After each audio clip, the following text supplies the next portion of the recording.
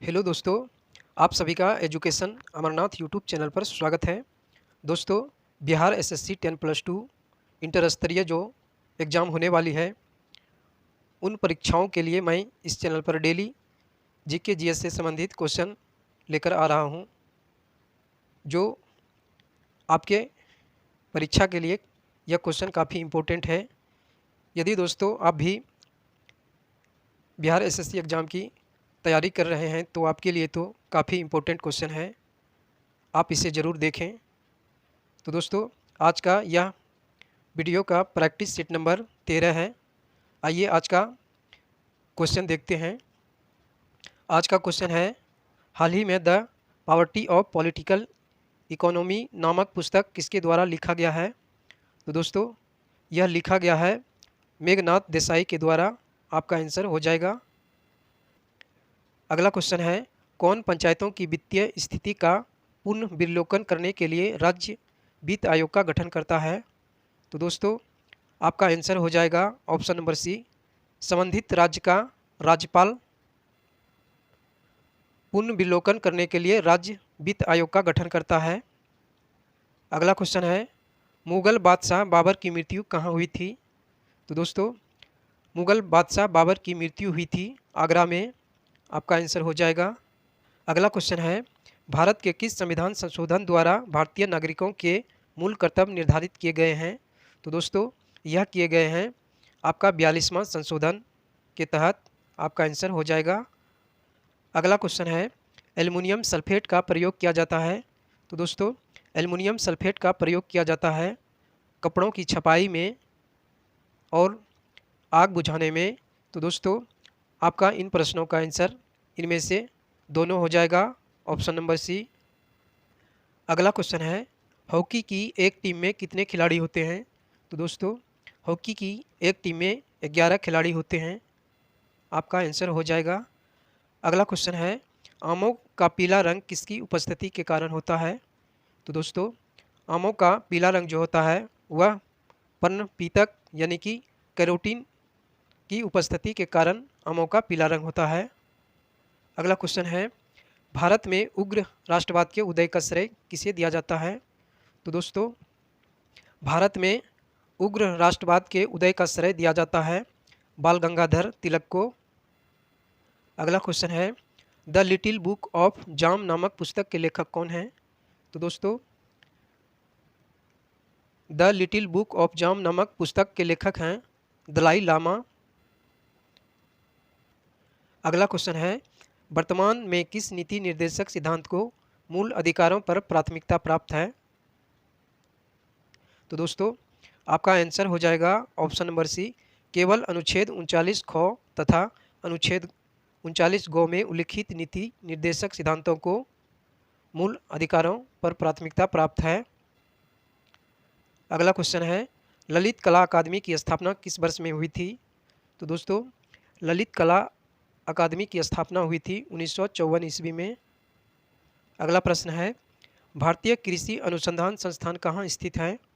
तो दोस्तों, भारतीय कृषि अनुसंधान संस्थान जो है यह नई दिल्ली में स्थित है। आपका आंसर हो जाएगा नई दिल्ली। यहाँ पर दिल्ली होगा, नई दिल्ली।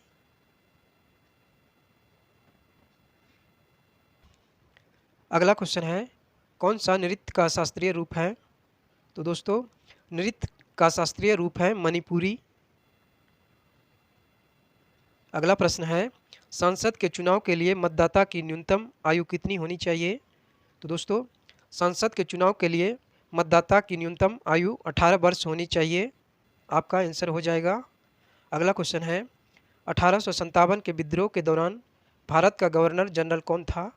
तो दोस्तों, 1857 के विद्रोह के दौरान भारत का गवर्नर जनरल था लॉर्ड कैनिंग। अगला क्वेश्चन है, बुद्ध किस वंश से संबंधित थे? तो दोस्तों, बुद्ध संबंधित थे शाक्य वंश से। अगला क्वेश्चन है, कौन सा राज्य केंद्र शासित प्रदेश हैं जहां लगातार 2 महिला मुख्यमंत्री बनी थी? तो दोस्तों, उस केंद्र शासित प्रदेश का नाम है दिल्ली, जहां की लगातार 2 महिला मुख्यमंत्री बनी थी। अगला क्वेश्चन है, यूरो मुद्रा को स्वीकार करने वाला नवीनतम देश कौन है? तो दोस्तों यूरो मुद्रा को स्वीकार करने वाला नवीनतम देश का नाम है क्रोएशिया। अगला क्वेश्चन है, हॉर्स अक्षांश भूमध्य रेखा के उत्तर और दक्षिण में लगभग स्थित क्षेत्र है। तो दोस्तों हॉर्स अक्षांश भूमध्य रेखा के उत्तर और दक्षिण में लगभग 30 डिग्री से 35 डिग्री अक्षांश का क्षेत्र है। अगला क्वेश्चन है, किस देश की समाचार एजेंसी क्यूडो है? तो दोस्तों क्यूडो समाचार एजेंसी यह जापान देश की है। अगला क्वेश्चन है, आत्मनिर्भर हस्तशिल्पकार योजना किस मंत्रालय के अंतर्गत प्रारंभ की गई है? तो दोस्तों यह प्रारंभ की गई है पूर्वोत्तर क्षेत्र विकास मंत्रालय के अंतर्गत। अगला प्रश्न है, वारसा किस देश की राजधानी है? तो दोस्तों वारसा जो है यह पोलैंड देश की राजधानी है। अगला क्वेश्चन है, संसार में ताजे पानी की सबसे बड़ी झील कौन है? तो दोस्तों संसार में ताजे पानी की सबसे बड़ी झील है लेक सुपीरियर।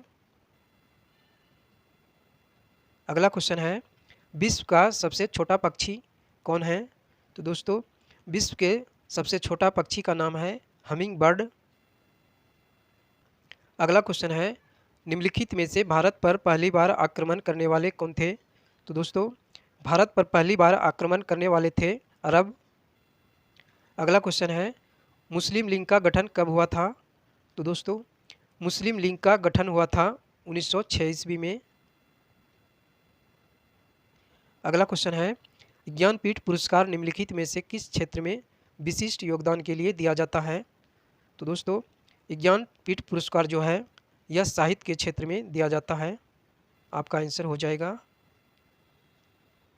अगला क्वेश्चन है, भारत में पहली बोलती फिल्म कौन थी? तो दोस्तों भारत में पहली बोलती फिल्म थी आलम आरा। अगला क्वेश्चन है, अंतर्राष्ट्रीय मुद्रा कोष की स्थापना किस सम्मेलन से हुई थी? तो दोस्तों अंतर्राष्ट्रीय मुद्रा कोष की स्थापना ब्रेटन वुड्स सम्मेलन से हुई थी। आपका आंसर हो जाएगा। अगला प्रश्न है, भारतीय संविधान के निम्नलिखित अनुच्छेदों में से किस के अंतर्गत विधान परिषद की स्थापना या समाप्ति की व्यवस्था की गई है? तो दोस्तों यह की गई है अनुच्छेद 169 के तहत। अगला क्वेश्चन है, तानसेन किस मुगल सम्राट के दरबार के संगीतज्ञ थे? तो दोस्तों वह थे अकबर के दरबार के संगीतज्ञ। आपका आंसर हो जाएगा। अगला प्रश्न है, भारतीय संविधान के अनुसार केंद्रीय मंत्री किसकी इच्छा रहने तक पद संभालेंगे? तो दोस्तों इस प्रश्न का आंसर हो जाएगा ऑप्शन नंबर ए, भारत के राष्ट्रपति के इच्छा रहने तक वह अपने पद पर रह सकते हैं। अगला क्वेश्चन है, गंगा और सोन जैसी नदियाँ प्राचीन भारत में महाजनपद डैश से होकर बहती थी। तो दोस्तों इस प्रश्न का आंसर आपका हो जाएगा option number A, Magadh. Ganga और सोन जैसी नदियाँ प्राचीन भारत में महाजनपद मगध से होकर बहती थी। आपका आंसर हो जाएगा। अगला प्रश्न है, यहाँ पर डुरंड होगा। डुरंड लाइन किन दो देशों के बीच है? तो दोस्तों डुरंड लाइन जो है यह पाकिस्तान और अफगानिस्तान देशों के बीच स्थित है। अगला क्वेश्चन है, किस विटामिन को थायमिन के नाम से भी जाना जाता है? तो दोस्तों थायमिन के नाम से जाना जाता है विटामिन B1 को। अगला क्वेश्चन है, RNA का मुख्य कार्य क्या है? तो दोस्तों RNA का मुख्य कार्य है प्रोटीन संश्लेषण में सहायता करना।